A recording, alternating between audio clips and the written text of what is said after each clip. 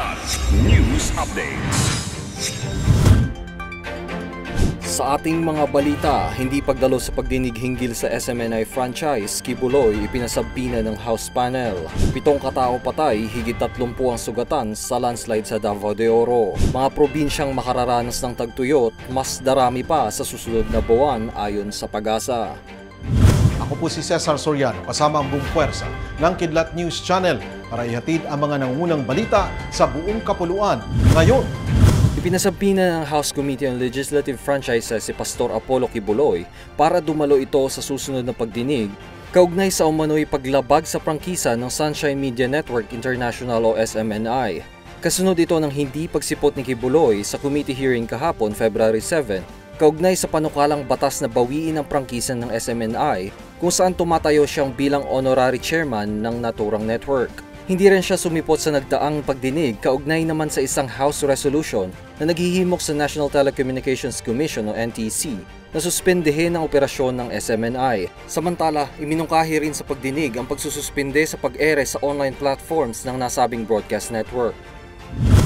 Hindi bababa sa 7 katao ang kumpirmadong patay habang umakyat na sa mahigit 30 ang naiulat na nasugatan sa landslide sa Barangay Masara sa bayan ng Mako, Davao de Oro nitong Martes. Ayon sa Mako Municipal Disaster Risk Reduction and Management Office o MDRRMO, patuloy pang pinaghahanap ng rescuers ang mahigit 40 kataong natabunan ng gumuhong lupa mula sa isang minahan sa nasabing bayan. Maliban dito, 2 basdi ng nilamon ng lupa na sinasabing nasa 28 kataong sakay nito nang maganap ang trahedya. Sa bilang ng mga sugatan, 2 ang malubhang nasugatan at kinakailangang i-airlift papunta sa ospital sa Davao City. Bago ang kalunos-lunos na pangyayari, matinding pag-ulan dala ng shear line at trough ng low pressure area ang tumama sa Mindanao, partikular na sa Davao Region. Inaasahan ng malakas at mature na El Nino ang iiral sa malaking bahagi ng bansa sa mga susunod na buwan ayon sa Philippine Atmospheric Geophysical and Astronomical Services Administration o Pag-asa. Sa forecast ng Weather Bureau, mayroon lamang 45 to 50% probability na magkaroon ng below normal rainfall conditions sa malaking bahagi ng bansa. Kaugnay nito, 24 na probinsya ang may potensyal na makaranas ng meteorological drought conditions. 17 lalawigan naman ang makararanas ng dry spell, habang iiral ang dry conditions sa 10 probinsya sa pagtatapos ng Pebrero ayon sa Pag-asa. Dagdag pa ng kawanihan, posibleng magpatuloy ang epekto ng El Nino phenomenon sa Marso hanggang Mayo at magiging El Nino Southern Oscillation o ENSO neutral conditions pagdating ng April to June ngayong taon. Para sa Kidlat News Updates, Juan Miguel Soriano nag-uulat.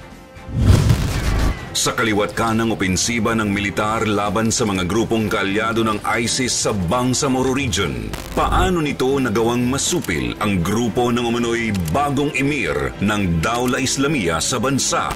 Nagkaroon sila ng parang vacuum of leadership dahil aktibong itong grupo ni Bro Sapal na ito. Lumalabas na siya ngayong dineclare. Abangan sa pagpapatuloy ng espesyal na serye ng Magandang Gabi Pilipinas ang mga ibinunga ng katapangan at kabayanihan ng mga sundalo ng bayan. Lagi kong sinasabi sa mga civilian leaders natin, tulungan kami to identify them, to give us information about their true identity, because the moment we identify these terrorists is the beginning of their end. Ano ang magiging ambag nito sa patuloy na pagsugpo ng terorismo sa kanlurang Mindanao? Sa kamay ng terorista. Magandang Gabi Pilipinas, February 11, 2024. Dito lang sa PTV. at inyo pong natunghayan ang mga headlines sa nakalipas na mga oras. Manatiling nakatutok para sa mga susunod na updates at breaking news. Ako po si Cesar Soriano, kasama nyo sa bawat pagputok ng balita.